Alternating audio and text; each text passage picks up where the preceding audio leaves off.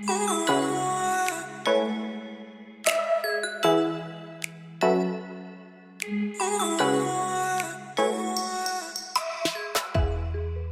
Pak David. Malam, Pak. Malam. Saya mau nanya dua hal nih, Pak.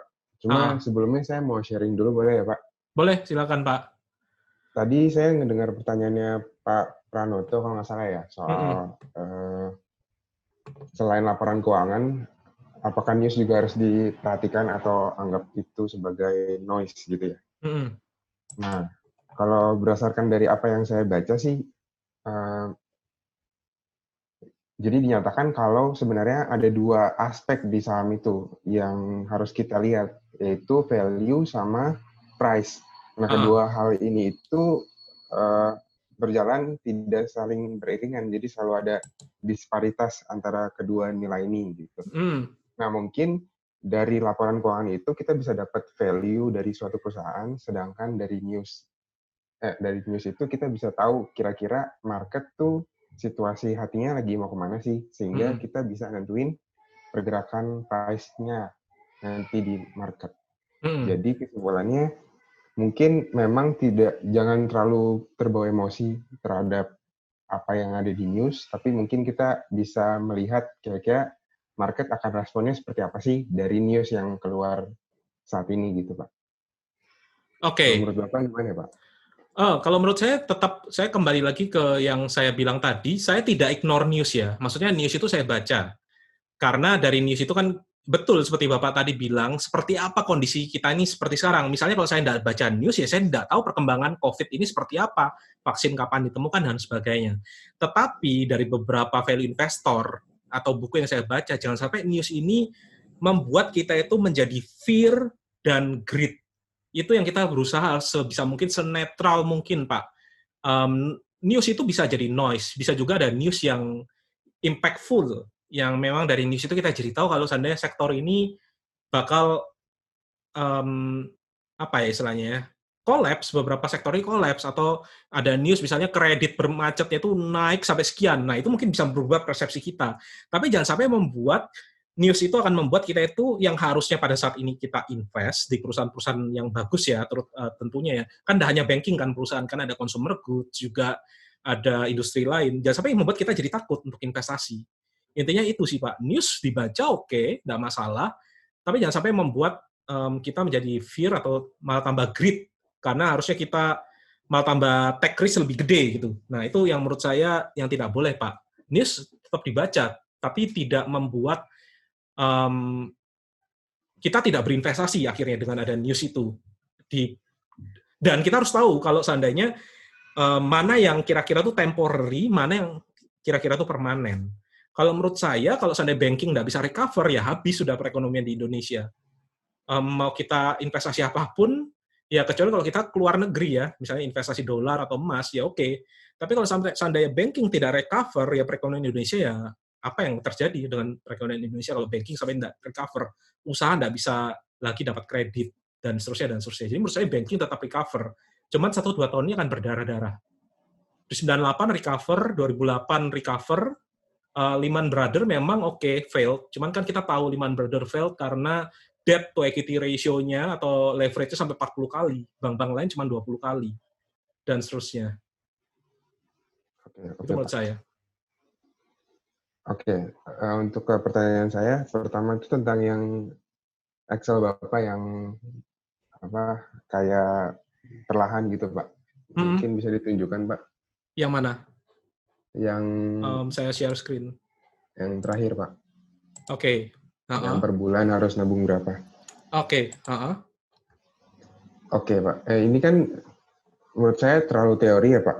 Soalnya kan kalau kita investasi sebenarnya, apalagi value investing, misalnya kita invest di second liner, itu kan sangat fluktuatif tuh, Pak. Bisa aja untuk 5 tahun ke depan belum ada peningkatan signifikan, tapi tiba-tiba bisa multi-bagger gitu, Pak. Nah, menurut Bapak, cocoknya untuk pengaplikasian ini, praktiknya gimana ya, Pak? Oke, pengaplikasian ini cocok untuk investasi di saham-saham blue chip dan reksadana indeks. Kalau saham yang second liner, bersiaplah dengan volatilitas yang tinggi. Seperti yang dalam grafik saya tadi, risk and return-nya lebih tinggi kan. Jadi bisa jadi ketika IHSG naik, saham yang kita pegang nih second liner tadi itu masih belum naik, atau tiba-tiba IHSG naiknya 50%, portfolio kita naik 200%. Kurang lebih seperti itu. Jadi ini memang lebih cocok untuk investasi yang terdiversifikasi ya, diversified ya, kayak beberapa saham blue chip, 5-15 saham blue chip atau reksadana indeks. Kalau kita cuma megang 4 dan 4-4-nya itu second liner, ya memang agak susah untuk mengira-ngira ya. Tapi kita juga bisa lihat kan di 5-10 tahun rata-rata return-nya kita berapa. Kurang lebih gitu, Pak. Oke, Pak. Oke, Pak. Untuk pertanyaan terakhir, aku mau nanya soal ini sih, Pak, alokasi. Jadi 2 minggu lalu tuh aku pernah nanya juga soal alokasi ini. Kata Bapak tuh kalau untuk kondisi saat ini lebih baik kita investasi pakai roll of thumb. Kalau misalnya umur kita anggap 30 tahun, itu kita taruh aja di low risk atau misalnya kayak deposito. Terus sisanya kita bisa taruh di high risk atau saham gitu. Iya. Nah, sekarang aku mau nanya soal pengalokasian di high risk itu, Pak. Kan nggak mungkin misalnya 70% itu kita sekali masuk. Nah, jadi strategi Bapak kurang lebih baiknya gimana ya, Pak? Masuknya tuh berapa persen sekali masuk, atau mungkin proporsi dari 70% itu kita gunainnya gimana personal? Oke. Yang pasti ya Pak ya, ketika seandainya harga saham turun, otomatis proporsi cash-nya kita itu seolah meningkat. Misalnya, saya kasih contoh aja, misalnya di sheet ini, misalnya kita punya aset 1 miliar 700 juta itu di saham, kemudian 300 itu di di kas atau RDPU, RDPT, intinya seperti itu. Nah, ini kan yang saya bilang sesuai dengan usia ya. Nah, apabila kita cek persentasenya, maka ini 70%. Nah, apabila saham kita 700 tadi, itu turun misalnya 25%. Misalnya turun kalikan 0,75.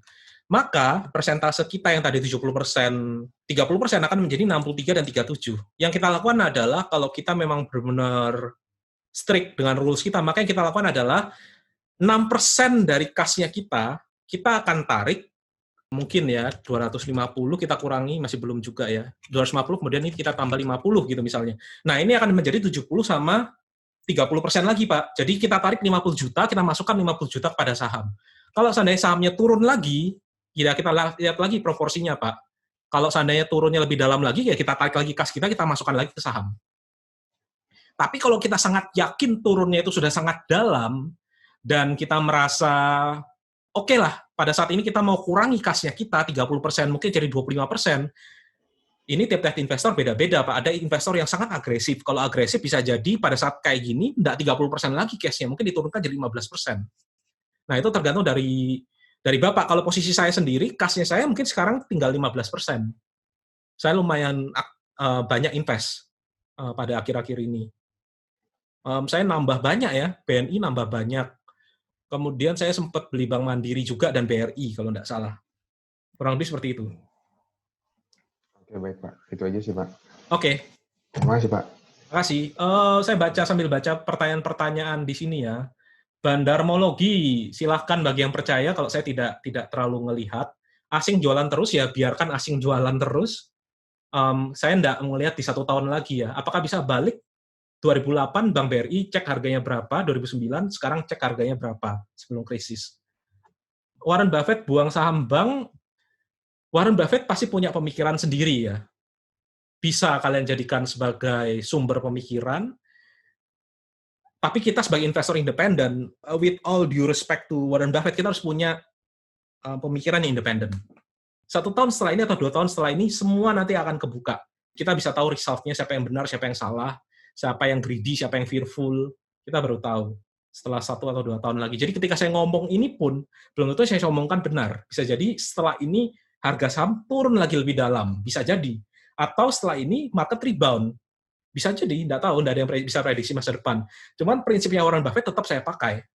Perkara Warren Buffett jual saham bank, ya kita nggak bisa menjustifikasi juga ya, atau mungkin kita bisa justifikasi ya apa yang namanya idenya dia.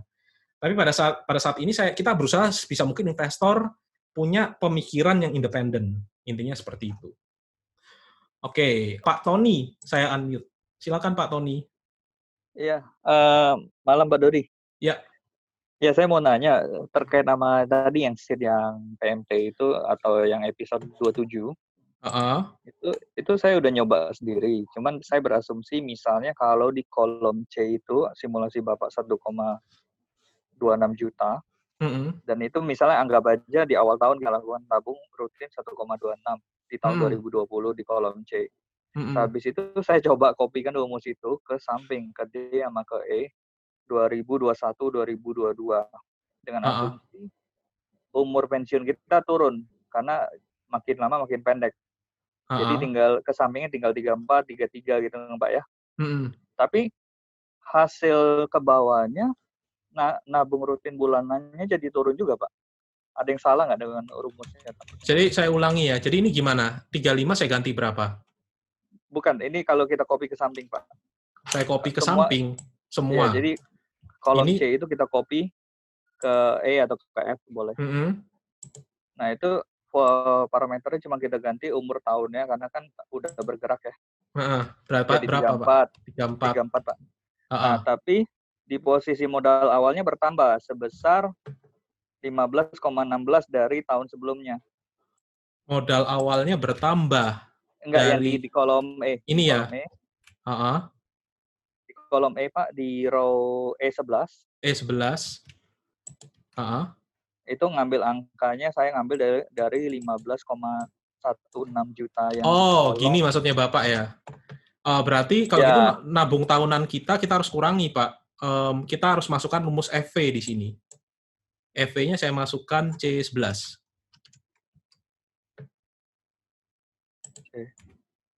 EV-nya saya masukkan E11 ya. E11 ya.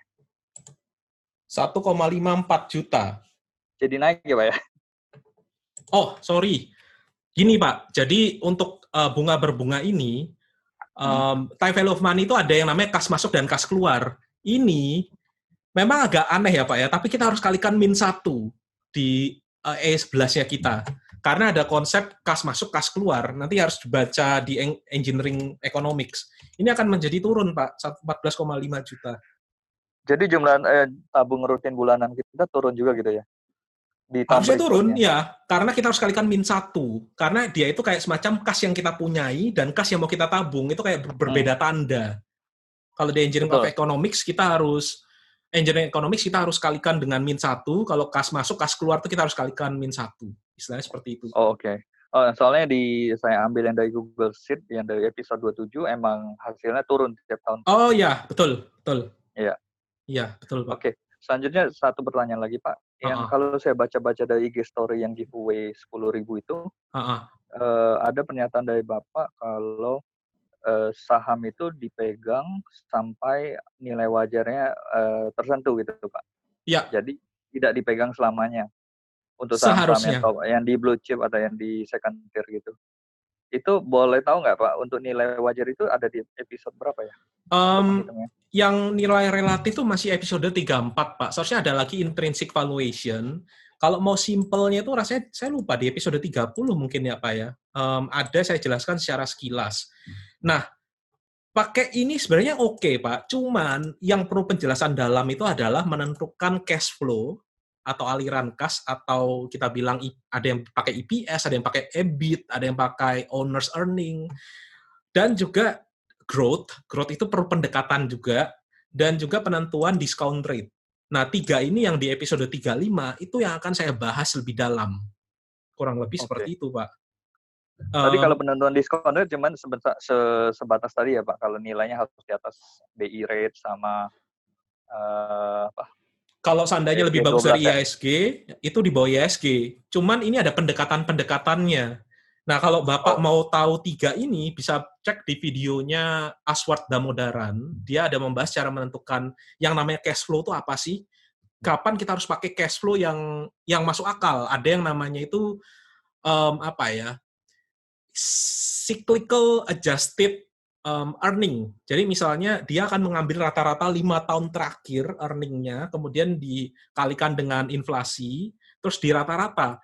Ini cocok untuk perusahaan-perusahaan yang seperti perusahaan batu bara, yang earning-nya itu naik turun tidak karuan. Atau perusahaan yang cyclical, seperti konstruksi, yang earning-nya itu bisa naik, bisa turun, atau apa-apa. Kita pastikan jangan sampai kita salah masukkan cash flow awalnya kita. Ketika kita pakai cash flow awalnya kita pada saat was kita itu masih tinggi-tingginya, otomatis nanti ketemu angka was kita itu overvalued. Tapi ketika kita masukkan earning was kita yang lagi jatuh-jatuhnya pada saat ini, akan ketemu nilai was kita kok rendah sekali. Nah, itu ada semacam teorinya, Pak. Itu yang pertama yang growth, kemudian growth juga banyak yang pakai growth itu konservatif, agresif. Misalnya kayak was kita naik 30%, langsung pukul 30%. Padahal itu harusnya enggak gitu. Nah, itu saya mau bahas penekanannya di situ. Dan discount rate. Discount rate itu banyak metode perhitungannya. Kalau Aswad Damodaran dia pakai beta. Kalau saya punya pemikiran sendiri dan itu saya kesulitan untuk memasukkannya ke dalam video. Bingung caranya seperti apa. Ini saya coba tunjukkan sedikit ya, Pak ya. Saya sempat membuat suatu Excel bukan Excel ya. Perhitungan saya sendiri yang jauh lebih kompleks daripada ini. Jadi saya sempat membuat perhitungan apa ya istilahnya ya. Ya kayak gini, jadi saya meneliti berbagai macam saham, kemudian saya cek sampai 10 tahun terakhir, kemudian saya masukkan sendiri seperti apa. Tapi kayaknya kayak gini nggak mungkin bisa saya jelaskan. Saya harus bikin versi simplified-nya. Nah, membuat konten itu adalah susah gampang. Membuat konten yang orang bisa mengerti tanpa kita harus menjelaskan terlalu detail itu agak susah. Nah, ini yang saya masih bingung gimana caranya supaya bisa melakukan ini, kurang lebih seperti itu, Pak. Oke. Makasih, Pak. Intinya saya sempat membuat model seperti ini, model quality sama model apa ya, diskon sama model quality. Saya bikin yang versi simpelnya aja dan belum tentu bisa pakai juga. Oke, Pak, ditunggu episode 35, Pak. Oke. Ya, makasih, Pak. Terima kasih.